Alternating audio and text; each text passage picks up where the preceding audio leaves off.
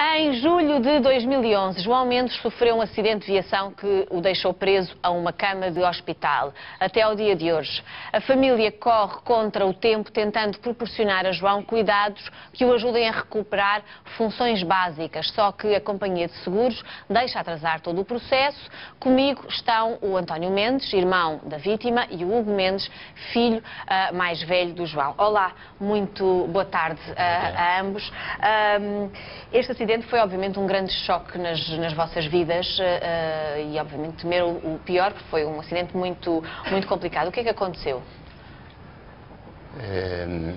Eu estava e estou em Lisboa e então fui surpreendido por uma chamada telefónica da minha irmã mais velha e que me disse: António, se estás em pé, senta-te, porque tenho uma notícia muito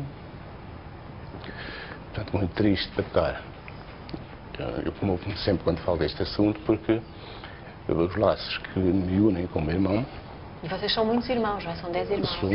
Agora, neste momento somos 9, porque o mais velho faleceu há 2 anos. Vai fazer agora 3. E então João é o mais novo. O João mais novo.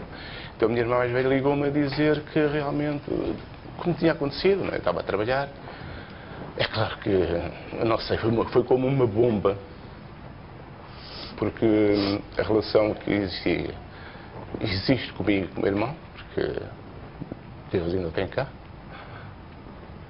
é uma relação muito forte. Inclusive nós almoçávamos quase sempre juntos quando eu ia lá, íamos ao café, eu ia de braço dado com ele e ele comigo. Isto está a ser, obviamente, muito duro para vocês, sobretudo porque o seu irmão está cá. Vocês sentem que há a possibilidade dele ainda recuperar da gravidade do estado em que está e andam a contrarrelógio. António e Hugo, eu peço que se acalmem só um bocadinho para podermos calmamente contar esta história. O seu irmão era profissional da construção civil, não é? Sim. E estava em trabalho quando aconteceu o acidente. O meu irmão, segundo eles me contaram, sim, ele estava o meu irmão tinha ido fazer um orçamento de um serviço para um cliente. E ele deslocava-se depois, já ter feito o orçamento, para casa. Ele vai na motorizada, na acelera, chama-se scooter, e pronto, relatos que existem, porque houve testemunhas, inclusive um bombeiro que estava numa oficina em frente, que se apercebeu da situação. Ele faz o pisca, porque também a GNR, quando chegou mais tarde, o pisca ainda estava ligado da moto, segundo relatos que há, porque eu estava aqui em Lisboa, e ele faz o pisca para voltar. Iam 2 carros atrás dele, ele quando faz o pisca, o que é atrás dele passa, não é? Porque aquilo é uma estrada que tem 2 sentidos, estrada nacional, e o segundo carro manda-lhe uma porrada por trás. Eu não sei se foi por trás, se foi já meio de lado, porque ele ia para voltar à esquerda, estava no eixo da via. O senhor que conduzia, que era um senhor já de alguma idade, que conduzia esse carro, deu-se logo como culpado. Deu-se logo como culpado. Portanto, por aí não houve dúvida nenhuma. Mesmo depois eu estive na Companhia de Seguros Açoriana e a senhora que me recebeu, não foi de seguida, foi bastante mais tarde, disse-me que a culpa é deles porque o assegurado deles deu-se Entretanto, como o seu culpado. irmão, a gravidade obrigou a que o seu irmão fosse transportado de helicóptero para o hospital. Sim. Para o hospital de Coimbra. Isso. Sim. Onde esteve, o seu pai esteve em coma profundo, em risco de vida. Sim, sim. Os médicos diziam que ele teria menos de 1% de hipótese de sobreviver. Mas sobreviveu. Sim. Ele nunca esteve, mas ele nunca chegou a estar acho que o mínimo foi 4, não foi? Nível 4. De teve coma. 3, esteve num nível 3. Esteve em coma, a família ficou toda muito preocupada com a possibilidade de o perder mesmo. Sim. O que é facto é que, dentro dessa gravidade, ele sobreviveu. Sim. E foi, quando os médicos em Coimbra achavam que não podiam fazer mais nada, ele foi transferido para o Hospital de Viseu. Para o Hospital de Viseu, sem pré-aviso, ou seja, eles meteram-no dentro de uma ambulância e aqui vai disto. Mas que é a vossa área de residência? É. Nós somos de Tondela. Portanto, tinha alguma lógica ele ser transferido para Viseu. Para Viseu, sim. E na altura era quê? Para o recuperarem, para fazerem diligências médicas que o pudessem... Nós aí nunca chegámos a perceber o que é que eles pretendiam exatamente, porque eu vou para visitar o meu pai para Coimbra e de repente venho a saber por terceiros, que nem sequer foi por o hospital, que o meu pai já estava nas urgências, ainda em coma. Não é? O meu pai ainda estava em coma quando foi transferido, e estava em coma nas urgências de Viseu. E eu chego lá, ou seja, eu em Coimbra para o ver, tinha que usar bata, toucas, máscaras, luvas, exatamente. E quando chego ao hospital de Viseu, encontro o meu pai no meio das urgências, com 30, 40 macas à volta dele, e ele ali, sozinho, sem ninguém, completamente abandonado. Mas os médicos de Coimbra não falaram com a família, explicando porque é que ele estava a ser transferido, explicando qual era o passo clínico a dar a seguir, neste caso no hospital de Viseu? Sim, a seguir depois explicaram que em Coimbra que já não podiam fazer mais nada por ele, então tiveram que o transferir para a área de residência. Eles diziam que o que eu estava a fazer em Coimbra poderia fazer em Viseu, ou seja, a operação que fizeram, tiraram parte do osso do crânio para que o cérebro pudesse dilatar, foi operado ao cérebro, segundo dizem, morreram bastante células da pancada, e então tinha o cérebro, parte do cérebro saiu. Então eles tiraram-lhe o osso para que realmente o cérebro pudesse, para não ficar... Mas que esperança de vida é que deram ao João? Nunca se falou nisso. Mas disseram, ele agora tem que fazer fisioterapia, tem que fazer terapia da fala, vai conseguir voltar a andar, ou pelo menos andar em cadeira. Não vos deram essa informação? Na altura eu perguntava qual era a esperança de vida que ele tinha, eles sempre me disseram que não era nenhuma. Mas o que é certo é que nós, ao longo do tempo, com meia hora de fisioterapia que ele faz no hospital de Viseu, conseguimos só com meia hora ver alguma evolução no caso. Há um episódio quando ele chega a Viseu que eu sei que indignou muito o Hugo, não é? Porque ele chegou em coma, foi colocado num corredor e eu chego ali e vejo o meu pai que me diziam que já estaria limpo de bactérias, que afinal não estava. E eu encontro ali sem qualquer tipo de proteção, sem nada, e quando tento falar com os médicos, eles viravam-me as costas. Mas o médico chamou, não é? Chamou pelo nome. E depois houve uma altura em que eu ouço dentro de uma sala, o Sr. João Mendes pode entrar. E eu aí achei que achei que não era o procedimento, dirigi-me à sala. Claramente no hospital de Viseu não tinham a informação toda sobre o doente que estavam a receber. E eu fui chamado... Em que estado é que está o seu pai hoje? Está complicado, não é? Está numa cama, ele abre os olhos de vez em quando, tenta comunicar, nós demos conta que ele tenta expressar-se, mas não consegue, não é? Não tem ajuda, ele no hospital não tem a ajuda que precisa para tentar. Nota-se que nós chegámos a ver situações em que o fisioterapeuta chega lá, bate-lhe na perna e diz: Sr. João, mexa lá a perninha, e ele mexe. Se nós lhe metermos, ou seja, a pancada foi do lado esquerdo, ele da parte direita, nota-se que está paralisado, que há ali grandes dificuldades, mas da parte esquerda nós vamos lá, apertamos-lhe a mão, ele aperta a mão, enquanto nós lá... Sim, reconhece. Ele tenta dar alguns sinais de ter alguma capacidade ainda de comunicar. Sim, ele tenta comunicar, só que não sei a parte que estará afetada, que não está, mas o que é certo é que ele tenta comunicar. Os médicos não vos dão informação sobre isso? Não, ou seja, inclusive o médico que estava a tratar do caso dele... Foi o médico que saiu. Foi o médico que saiu do hospital de lá. Mas que isso constou-se por causa das câmaras de... Agora, há uma queixa, e essa é a queixa maior que vocês têm e que querem vir aqui expor, que tem a ver com o facto de a companhia de seguros, onde o seu pai e o seu irmão fez um seguro de acidentes de trabalho, ele era empresário em nome individual, fez um seguro de acidentes de trabalho, e vocês esperavam, da parte dessa companhia de seguros, que dessem alguma resposta e viabilizasse outro tipo de tratamentos? Sim, completamente, até porque o hospital já lhe deu alta no ano passado, não é? Nos finais do ano passado, e o meu pai ainda continua no hospital.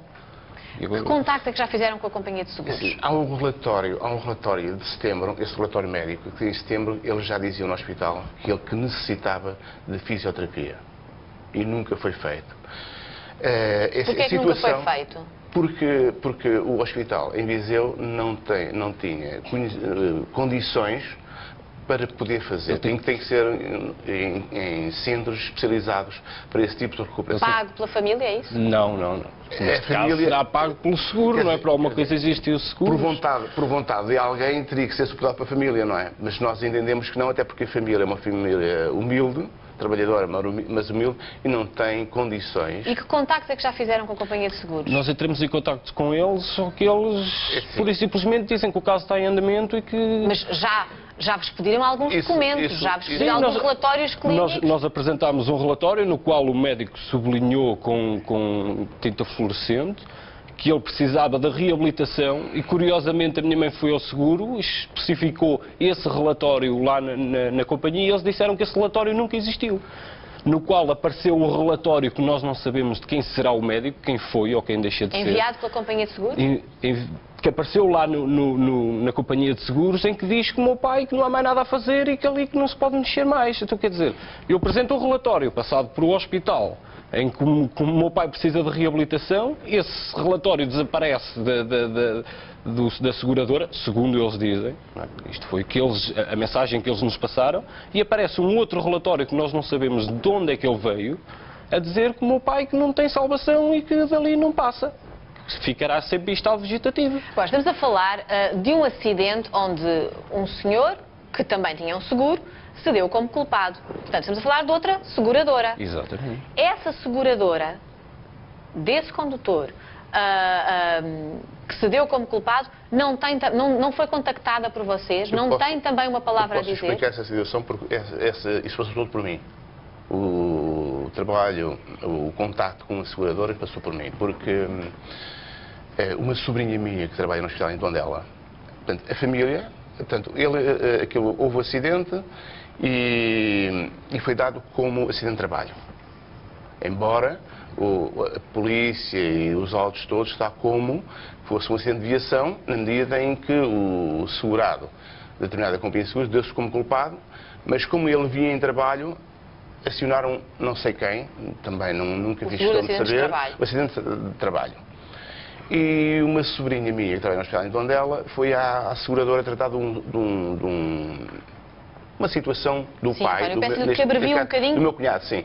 E a perguntar-lhe por o tio.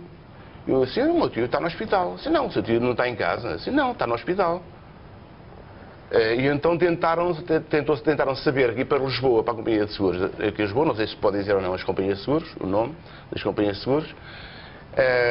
Eu gostava bastante até de o poder fazer. Nós vamos dizer, porque já temos aqui uma resposta da companhia de seguros, um esclarecimento das duas companhias de seguros. Estamos a falar da Aliança e da Açoriana. E então a minha sobrinha disse que queria falar comigo, porque eu estava aqui em Lisboa, tinha mais possibilidade de o fazer.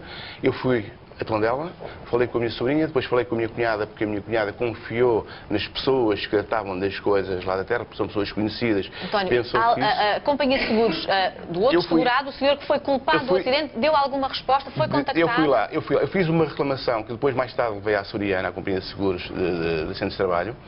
Fui lá com a reclamação e ela disse que não aceitava nada, que não tinha nada a ver com isso, o que ele só responsável era pelos danos materiais, ou seja, a moto, o capacete, o fato, se levasse, calças, roupa, isso eles responsabilizavam. Segundo, mais tarde, parece-me que nem... Só pela moto e nem... Nós temos aqui connosco a doutora Lara Duarte Ramos, advogada, com quem já estive à conversa na primeira parte. Do que ouviu aqui, do que leu sobre este caso, o que temos aqui é um imbróglio.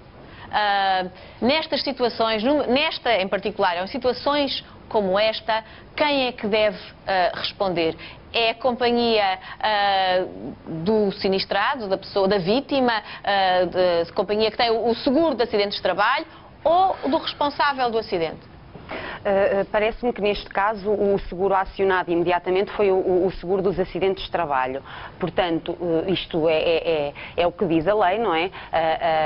A seguradora dos acidentes de trabalho terá de acautelar as despesas, neste caso as despesas médicas, de exames, medicamentosas, terão de ser asseguradas pela companhia de seguros do seguro de trabalho que foi acionado.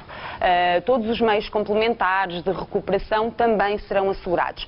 Se, a posteriori, a companhia a seguradora dos acidentes de trabalho entender que terá direito de regresso sobre a seguradora do veículo que se deu como culpado num acidente de viação, posteriormente falo-á, mas os particulares não têm de estar fazem um encontro de contas entre eles. Exatamente. Isto é entre seguradoras. No imediato, a seguradora dos acidentes de trabalho, o seguro foi devidamente acionado, pelo que parece, tanto que, apesar dos senhores se terem aqui alguns reparos a fazer, o que é certo é que há um processo aberto, portanto foi acionado o seguro de acidentes de trabalho, a seguradora terá de tramitar o processo nesta fase. Isso, enfim, são os trâmites técnicos. Sim. Agora, estamos a falar de uma pessoa que a família está preocupada e que sente que estão a correr contra o tempo, no sentido de que há pouco tempo provavelmente para fazer fisioterapia, para o recuperar o máximo que conseguir, e o que tem aqui é uma seguradora que está a empurrar um bocadinho e a tardar em dar resposta. Isso, do ponto de vista humano, é muito triste para esta família. Com certeza, concordo com isso que acabou de dizer. Infelizmente estas situações são recorrentes, não estou aqui a fazer juízos de valor, estou a ser objetiva e estas coisas acontecem no dia-a-dia de muitas famílias. As pessoas têm de exercer alguma pressão, têm de expor os seus pontos de vista e têm de exigir aquilo a que as seguradoras são obrigadas a dar por lei. Não restam grandes coisas ou, em última instância, se assim o entenderem por forma a cautelar os seus direitos, recorrerem às vias judiciais, porque existem aqui vários procedimentos nesta situação. Existem despesas que têm de ser acauteladas, existe a recuperação, existe a avaliação do estado da pessoa para ver se há inclusivamente incapacidade absoluta ou não, se há direitos de indemnização, se há indemnização a pagar tanto à vítima como aos familiares. Enfim, há muita coisa a fazer. Estamos a falar de um trabalhador, de um empresário em nome individual, que por acaso até tinha um seguro de acidentes de trabalho. Muitas vezes as pessoas, hoje em dia, com a quantidade de impostos que têm que pagar, acabam por fugir a estas outras obrigações que parecem supérfluas de ter um seguro. E este senhor tinha um seguro. Tirava dos seus rendimentos de empresário dinheiro para pagar um seguro. E no fim é isto que está a acontecer. Lamenta-se bastante. Eu, da minha parte, só me ocorre dizer isto. Infelizmente, não constitui novidade para mim, muito provavelmente para os outros profissionais da área do direito, mas enfim, é pressionar, é nomeadamente entregar relatórios e exigir um carimbo de como se deram entrada desses relatórios ou uma anotação dos serviços da seguradora em como esses relatórios ou qualquer que seja a exposição que o segurado ou que os familiares do segurado façam, e exigir uma prova de recepção para depois não se dizer que os relatórios nunca chegaram ou que nunca se teve conhecimento. Doutora Lara, eu acho que estes familiares vão daqui com outro ânimo, ouvindo a sua leitura deste acontecimento. O que é que aconselha àqueles neste momento, depois de tantos relatórios para cá e para lá e ausências de resposta, o que é que eles devem neste momento fazer? Arranjar um advogado que os represente e que tenha outro tipo de força e outro tipo de outra capacidade de comunicação em relação a estas questões? O que é que eles devem fazer? Eu sugiro que sim, que procurem um advogado. Com certeza que existirão... Nós temos 2 advogados a tratar do caso. Um deles na área de residência, não é? Ou na zona, e outro aqui, que era para poder mexer diretamente com a Sé. E o advogado que nós temos aqui, por isso simplesmente, cada vez que te diriges lá, eles dizem que já temos o advogado e que não temos direito a mais advogados e que ela que não tem nada que mexer no caso. Ana, como é óbvio, vou-me escusar de comentar. Com certeza que estarão a ser bem assessorados pelos meus dois colegas que estão a auxiliar neste caso. E estão, assim sendo, reformulam um pouco aquilo que disse. Têm advogados, estão representados por pessoas que percebem de leis e que estão habituadas a lidar com este tipo de situações na sua vida profissional, estarão bem acompanhados e eu espero que seja uma questão de tempo e de pressão até se solucionar a vossa situação. E essa questão de exigirem recibos em como os documentos foram entregues é um olhar crítico que têm que ter para todos os passos que dão neste processo. Doutora Lara, muito obrigada. Ainda assim, não vamos terminar esta conversa sem que eu também dê aqui os esclarecimentos que nos vêm das duas companhias de seguros.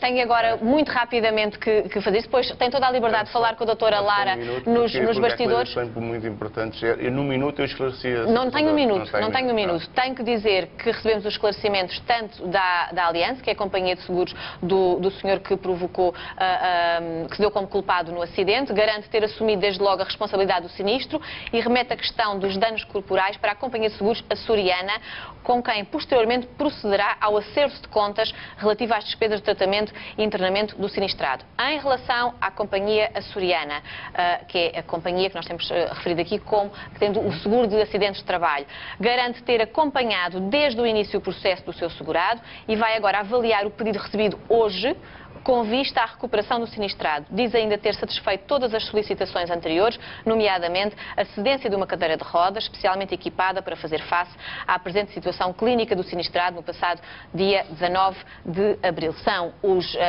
esclarecimentos das duas companhias de seguros. Eu espero que... Mas isso não é verdade. Eu sei que está a olhar para mim com um sorriso algo irónico. Não é verdade, porque nada o meu pai ainda estava em coma e eles ligaram-me para ele ir a uma consulta a Coimbra, porque pensavam que ele estava em casa apto para trabalhar. Então como é que eles acompanharam o caso se eles me ligam para o meu pai ir a uma consulta a Coimbra? Eu a primeira vez que fui à Soriana, eles nem tinham nada, não tinham lá como houve um acidente, mas não tinham nada, nem que estava hospitalizado, nem onde é que estava, nem que hospital, não sabiam o hospital, não sabiam nada. Eu levei a reclamação lá, depois mais tarde disse à minha cunhada, já está lá tudo, a minha cunhada foi a Viseu. António, eu percebo a vossa indignação, eu percebo a vossa revolta.